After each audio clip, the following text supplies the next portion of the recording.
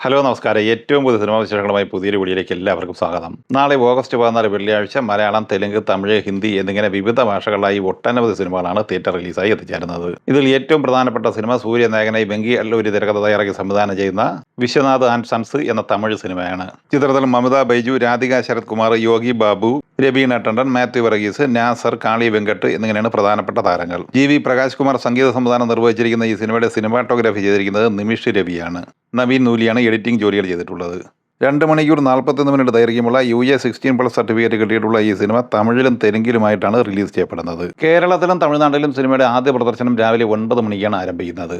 അതേസമയം ആന്ധ്ര, തെലങ്കാനയിൽ ചിത്രത്തിന്റെ ആദ്യ ഷോ ആരംഭിക്കുന്നത് രാവിലെ 7:30-നാണ്. ഇനി ഈ സിനിമയുടെ അഡ്വാൻസ് ബുക്കിംഗുമായി ബന്ധപ്പെട്ട പ്രീസെയിലേക്ക് വന്നാൽ കേരളത്തിൽ 45 ലക്ഷം രൂപ ഇന്ന് ഉച്ചവരെ കളക്ട് ചെയ്തിട്ടുണ്ട്. തമിഴ്നാട് പ്രീസെയിൽ 2,85 ലക്ഷം രൂപയും ആന്ധ്ര, തെലങ്കാന പ്രീസെയിൽ 2,30 ലക്ഷം രൂപയും എത്തിച്ചേർന്നിട്ടുണ്ട്. വേൾഡ് പ്രീസെയിൽ ഉച്ചവരെ 9,80 ലക്ഷം രൂപയായിരുന്നു. ഈ സമയങ്ങളിൽ പ്രീസെയിൽ 10 കോടിക്ക് മുകളിലും എത്തിച്ചേർന്നിട്ടുണ്ട്. നാളെ തിയേറ്റർ റിലീസായി എത്തിച്ചേരുന്ന രണ്ടാമത്തെ തമിഴ് സിനിമയാണ് മകുടം. ചിത്രം തിരക്കഥ എഴുതി സംവിധാനം ചെയ്യുന്നത് വിശാൽ ആണ്. ചിത്രത്തിൽ വിശാൽ, അഞ്ജലി, തുഷാര വിജയൻ, ജോൺ വിജയ്, അജയ്, വംശി കൃഷ്ണ, അബു സലിം എന്നിങ്ങനെയാണ് പ്രധാനപ്പെട്ട താരങ്ങൾ. റിച്ചാർഡ് എം നാഥൻ, അഭിനന്ദൻ രാമാനുജൻ എന്നിങ്ങനെ 2 പേരാണ് സിനിമാറ്റോഗ്രാഫി ചെയ്തിരിക്കുന്നത്. ശ്രീകാന്ത് NB എഡിറ്റിംഗ് ജോലികൾ നിർവഹിച്ചിട്ടുണ്ട്. ജി പ്രകാശ് കുമാറാണ് സംഗീത സംവിധാനം ചെയ്തിട്ടുള്ളത്.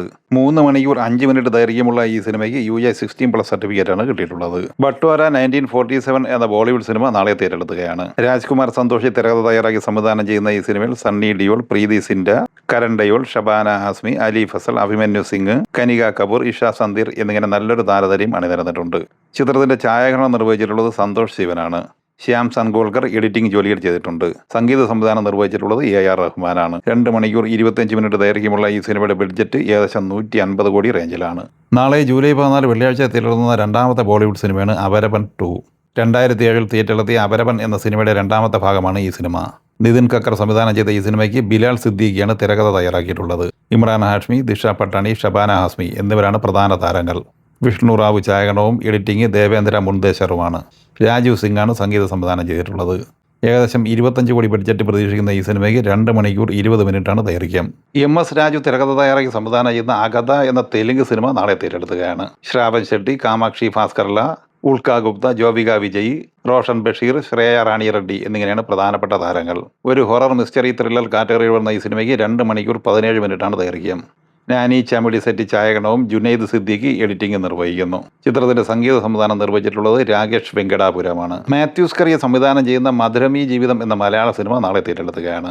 ചിത്രത്തിൽ സിദ്ദീഖ്, വിനയ പ്രസാദ്, ഗായത്രി സുരേഷ്, ജോണി ആന്റണി, ദിൽഷ പ്രസന്നൻ, പൂജിത മേനോൻ എന്നിങ്ങനെയാണ് പ്രധാനപ്പെട്ട താരങ്ങൾ. ഒരു ഫാമിലി ഡ്രാമ എന്റർടൈനർ കാറ്റഗറിയിൽ വരുന്ന ഈ സിനിമയ്ക്ക് 2 മണിക്കൂർ 8 മിനിറ്റാണ് ദൈർഘ്യം. ശ്രീലാൽ പ്രകാശം തിരക്കഥ തയ്യാറാക്കിയ ഈ സിനിമയുടെ സിനിമാറ്റോഗ്രാഫി ചെയ്തിരിക്കുന്നത് കൃഷ്ണൻ PS ആണ്. കപിൽ കൃഷ്ണ എഡിറ്റിംഗും അനന്തരാമൻ സംഗീത സംവിധാനവും നിർവഹിക്കുന്നു.